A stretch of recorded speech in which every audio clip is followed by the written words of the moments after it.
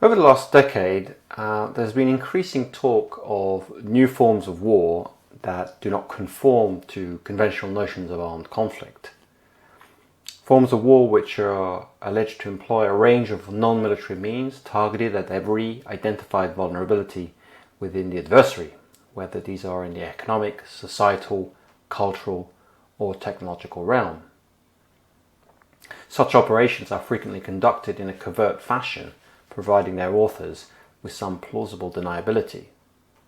As such, the very occurrence of such operations is contested, becoming itself the object of competing narratives between opposing parties.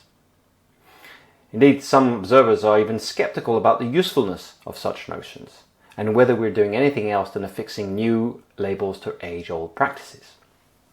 So what we're going to do today is look at a series of related concepts: hybrid warfare, the grey zone, liminal warfare, and critically survey the attribution of such activities to actors such as Russia and China in the last 10 years.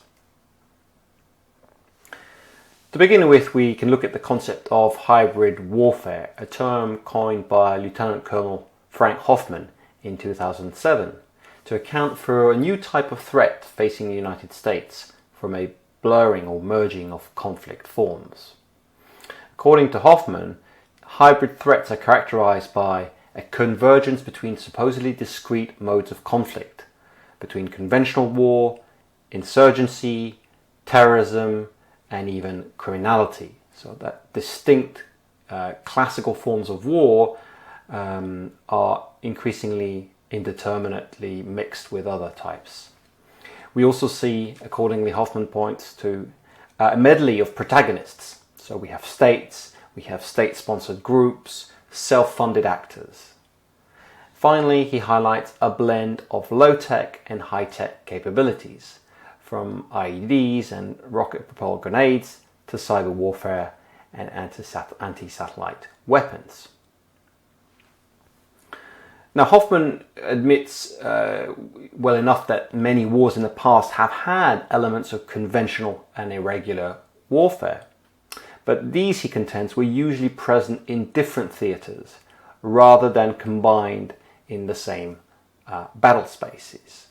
So this term of hybrid warfare is first used in this very specific context by Hoffman, an idea of conventional, irregular, and terrorism converging, but increasingly that term would also take on a much wider semantic resonance, to the extent that hybrid warfare is now a concept that is quite ill-defined, but nonetheless encapsulates a common idea that of convergence between methods, mixed types of actors, and a varied assortment of targets and weapons. The grey zone is a second concept that has become heavily popularized in recent years. And with the grey zone, we have an idea of something akin to a hybrid space between war and peace. Operations that do not conform to conventional understandings of war, but also are do not fall within the compass of peaceful statecraft.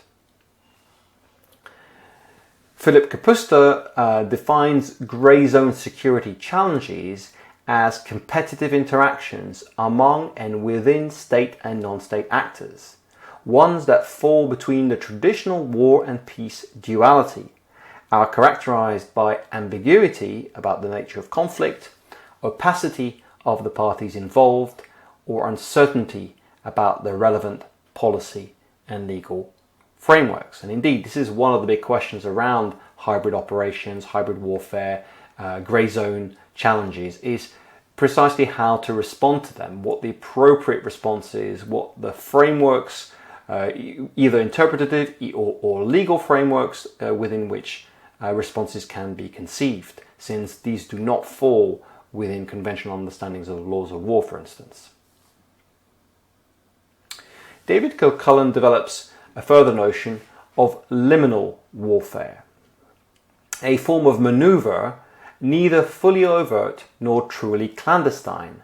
Rather, it rides the edge surfing the threshold of detectability, sometimes subliminal, literally below the threshold of perception, at other times breaking fully into the open to seize an advantage or consolidate gains before adversaries can react.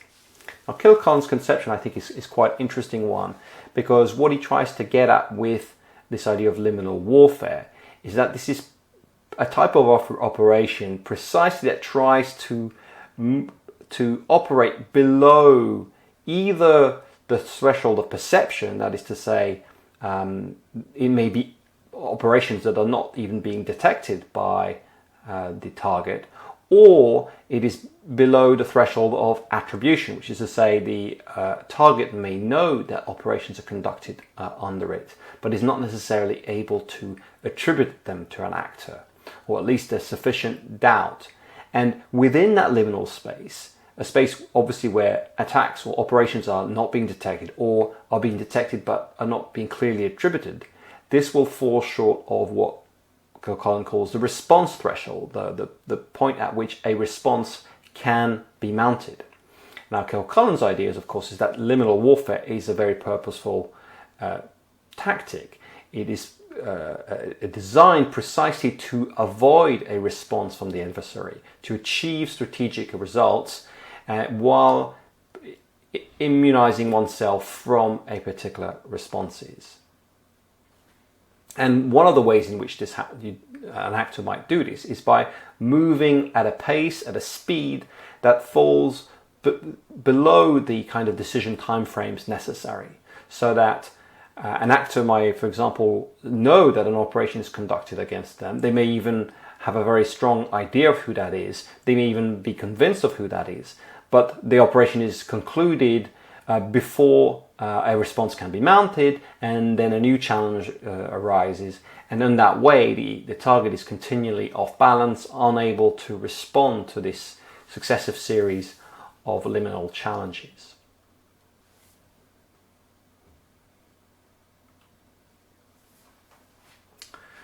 So summing up, what these various ideas encapsulate: hybrid warfare, grey zone operations, liminal warfare, all of them articulate the notion that we are experiencing a shift away from a military-centric mode of war, in which non-military, so this military-centric mode of warfare would be one in which non-military elements typically support the military means, as on the left-hand side of this slide. In turn, these military means are applied against the adversary's center of gravity, this old Clausewitzian notion. Again, typically, the center of gravity in this model is the enemy's military. So war effectively is something that's fought between armies. These armies have to be supported by the whole range of tools and instruments of the state, but ultimately warfare happens in that contact between military forces. Hybrid warfare, however, is a move to a type of war in which all these various non-military elements are being used in conjunction with the military in order to attack the multiple centers of gravity within the adversary. So not only is the military only one component of hybrid warfare, and it therefore operates in conjunction with other tools of statecraft, but it also targets the enemy not only in terms of its armed forces, but in all its other pillars of support. It's here in the terminology, its various centers of gravity.